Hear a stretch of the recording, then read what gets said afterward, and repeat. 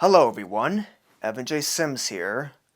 Last week I took a look and gave you my choices for the top 5 worst DCEU movies.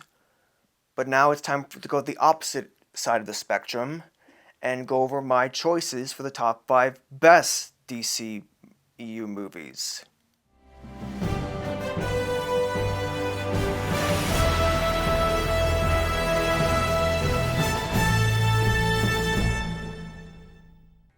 Number 5. Shazam. 14-year-old foster child Billy Batson is struggling to both find a new family and find his biological mother, whom he lost when he was much younger. Soon, Billy ends up living in the foster home of Victor and Rosa Vasquez, sorry if I pronounced that last name wrong, and their 5 foster kids. Billy is placed in a room with roommate Freddie Freeman, who is obsessed with comic book heroes. One day, after being chased by school bullies into a subway, Billy ends up in an ancient temple known as the Rock of Eternity. There, an old wizard tells him that he chooses him to become the champion to the 7 deadly sins, who previously had been freed by a bitter scientist called Savannah. In the process, Billy is granted the ability to transform into the superhero Shazam whenever he says the character's name. Billy calls Freddy to assist him with his knowledge of superheroes, and soon, the two start to make money by creating social media videos of Shazam doing cool things. But eventually, things become more serious when Savannah, who has become a supervillain, threatens to use the 7 deadly sins to enact revenge on the world for doubting him. Can Billy and Freddy take on this insane maniac, and will they be able to hide the Shazam secret from their family long enough? I think out of all the DCEU movies, this is probably the closest they have gotten to replicating the MCU. It probably has more lighthearted humor and action than any other DC film. Now, seeing that a lot of the DCEU films are known to be dark and gritty, it's refreshing to see the franchise take a more cheeky and brighter direction. But to me, the real strength of Shazam is the relationship between Billy and Freddy. These two have so much chemistry with each other, and I completely bought into and cared about their bond. Of course, the most acclaimed thing about this movie is Zachary Levi as Shazam. And you know what? People are right about him. Levi totally steals the spotlight by being ridiculously convincing as a little kid in a grown-up man's body. Benny, look out!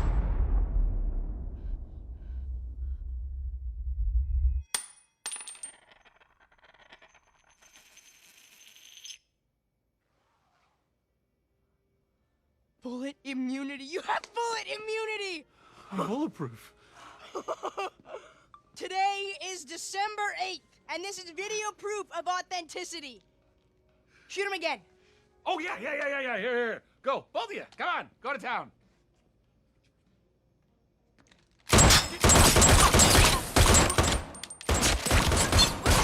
Wait. We still don't know if the suit is bulletproof or if you are.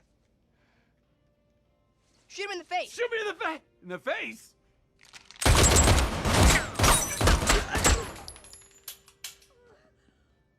However, I do have a few problems with Shazam that do put it this low on my best list. Firstly, the movie does have some trouble deciding whether its conflict should be about Billy's fame going to his head and eventually turning his back on Freddy, or about Billy learning to move on from his tragic past. My other issue is the climax. Don't get me wrong, it's a very fun final battle where we get to see Billy's entire foster family become superheroes and take on Savannah. But the problem is that Shazam really doesn't earn this finale because it never properly sets up the idea of the rest of Billy's new family gaining the same abilities as him.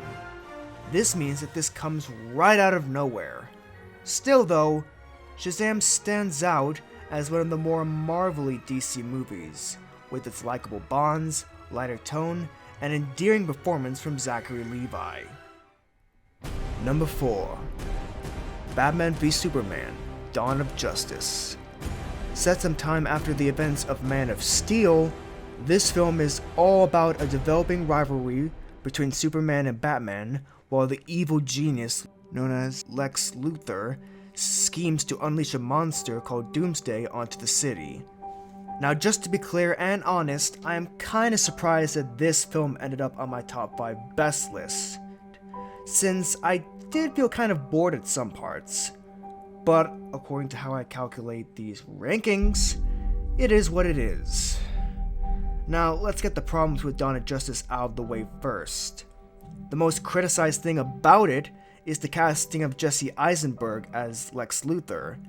Now, maybe just me, but since I love the movie Rio, a film that also has Eisenberg in its voice cast, I couldn't help but find Eisenberg's performance incredibly distracting, because he kept reminding me of Blue from Rio. And what's so villainous or menacing about him, huh? Now, Rocky is radioactive, but what he needs from you is an import license. And why would we want to weaponize this material? As a deterrent? A silver bullet to keep in reserve to use against the Kryptonians, so the day does not come, madame, when your children are waving daisies at a reviewing stand. I mean, I know how my feathers look, but I'm not that kind of bird. Okay, I had nothing to do with that. But, you have to admit, it's actually a pretty good song. Naturally. Yeah, sing it, Lionel. Also, like a lot of other DC movies, Dawn of Justice has an ending that goes on for far too long. There are quite a few places where the film could have ended in a satisfying and proper manner, but the film just keeps on going.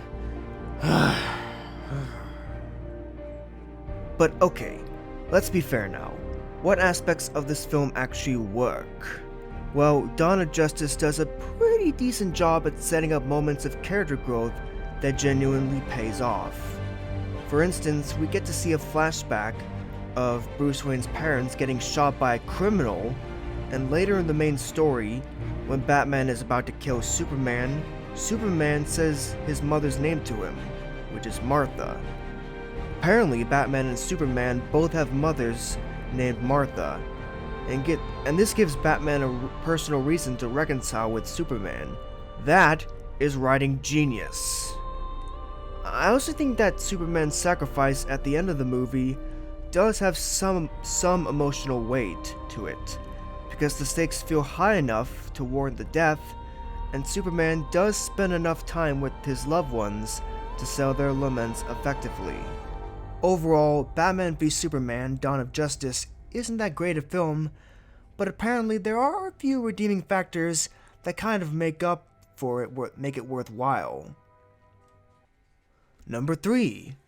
Zack Snyder's Justice League. This is pretty much the exact same story as 2017's Justice League, except with far more depth and with 2 extra hours added to this running time. And boy, was this great or what! Even though this is 4 hours long, Zack Snyder's Justice League manages to keep me engaged on the story and characters all the way through. Very rarely did I ever feel bored or felt like a scene needed to be deleted or shortened. The pacing here is almost immaculate. Also, because the movie is extra long, we actually get to experience the heroes' backstories with our own eyes. This makes us connect with them much more easily, and the moments of truth at the end pay off a lot more. This movie's take on Steppenwolf is also more interesting and rounder than the 2017 version. I think the one thing that I didn't like, at least compared to the 2017 version of this movie, is how none of the heroes step back or question bringing back Superman from the dead. I'm sorry, but that just seems the most natural and sensible thing the good guys would do. So, I just like the 2017 movie's take on that whole moment better. But still, Zack Snyder's Justice League is still both an improvement on the 2017 version of the story and the proper story audiences and fans deserve. Number 2. Suicide Squad. Intelligence Officer Amanda Waller is recruiting supervillains and criminals to become the new Task Force X to try and reduce crime. This group includes Deadshot, Harley Quinn, Captain Boomerang, El Diablo, Killer Croc, and Katana. By their side too is an archaeologist named June Moon, who has been possessed with an entity known as the Enchantress. However, soon the Enchantress gets out of control, takes over Dr. Moon, and threatens to conquer the world. It's up to the rest of the Suicide Squad to face the Enchantress and their own troubled past. Seeing that this film got a lot of backlash and criticism, I was expecting this to be on my top 5 worst list, but I was soon taken by complete surprise how much I enjoyed Suicide Squad. I never got bored and actually cared about these characters. For one reason, unlike in the 2021 Suicide Squad, this movie actually manages to clearly define our heroes' backgrounds and motives and effectively set up their arcs. So by the time we reach the third act, their ultimate payoffs feel earned. Heck, this Suicide Squad pod has so many powerful emotional moments, some of which almost made me cry. They are that good.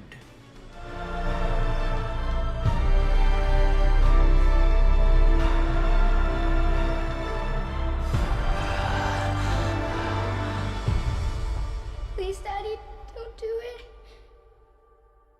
The only way for us to be together is if you don't pull the trigger.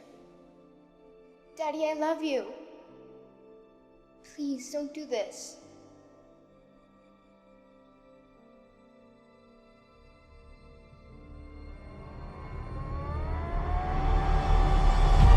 However, I will agree with critics that the final ending is the movie's Achilles heel, and this is for 2 major reasons.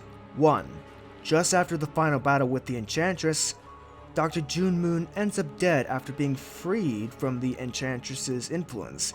Now, if she stayed dead, then this would have forced the team supervisor Rick Flag, who is in love with Dr. Moon, to confront the inevitability of death and complete his own character arc. But nope! Shortly after, Dr. Moon is brought back to life. 2. In the film's epilogue, just before the end credits start, Harley Quinn is suddenly reunited with the Joker, who we thought had died earlier in the film. This erases all the emotion from the denouement,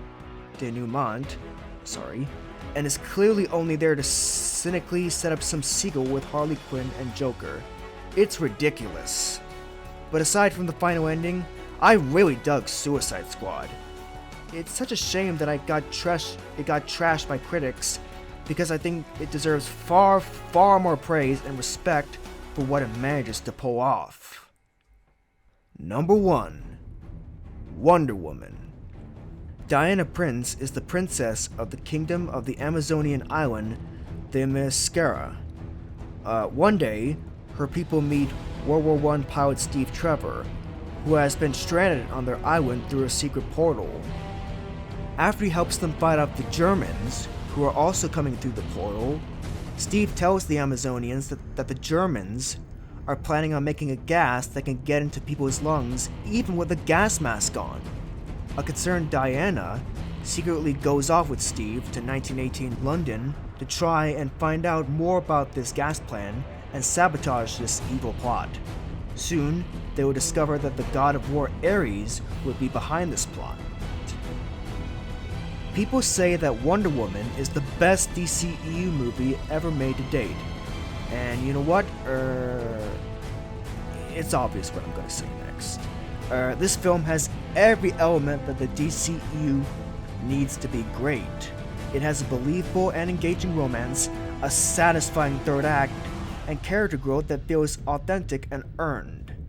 The cherry on top, however, is the fact that unlike Rey from Star Wars or Mulan from the live-action remake of Mulan, Wonder Woman is not simply some perfect action woman. No, she actually has to learn and has trouble sometimes. Many movies about girl power messaging seem to think that in order to inspire women, they have to write their female characters as already perfect. But the reality is that since in real life, both men and women are not godlike Mary Sue people, it's actually more inspiring to write women with flaws. Because the real inspiring part comes from when the character learns how they can overcome their flaws, and they can be on the same level of men.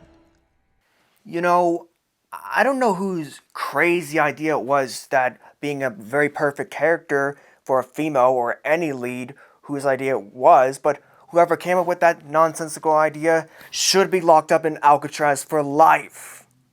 What? Alcatraz is not active anymore. Oh, well then, never mind. Wonder Woman is one true saving grace for the DCEU, and proves that the DCEU can do much, much better than what they often do. This is why it is the best movie in their catalog so far to me. What a triumph. So, those are my choices for the top 5 best DCEU movies. Now here's the big question. What are your personal top 5 best and worst DCEU movies? Or to make things simpler, what's your favorite and least favorite of them? Let me know in the comment section below. And if you enjoyed this countdown video, then feel free to like, subscribe, and or share. So I'm going to be taking quite a little break from these top 5 best and worst series, but I will be continuing them one day. So what would it be about then? Well, I'm going to leave that up to you. I create a poll in the description below, and here's the deadline right here. So yeah, I'm Evan J. Sims, signing out. Peace!